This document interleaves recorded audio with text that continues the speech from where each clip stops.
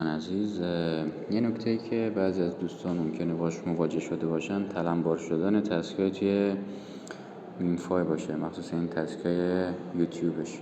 واسه انجام سریعتره شما میتونید به این صورت عمل کنید که وارد تسک میشید، این دکمه رو میزنید و وارد یوتیوبش نمیشه. حالا ممکنه واسه شما مستقیم یوتیوب رو باز کنه.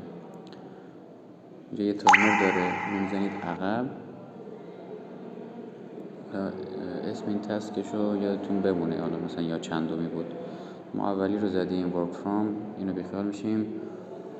unlocking crypto success اینو باز میکنیم، میزنیم، قطعش میکنیم، میذاریم اینم تایمرش بره و بریم سراغ بعدی.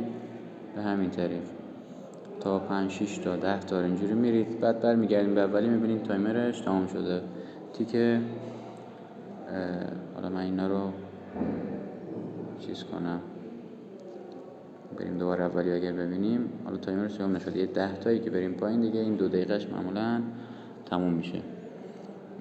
اینم نکته بود که گفتم ممکنه به درتون بخوره. خیلی ممنون از اینکه ما رو دنبال میکنید. لایک و سابسکرایب فراموش نشه.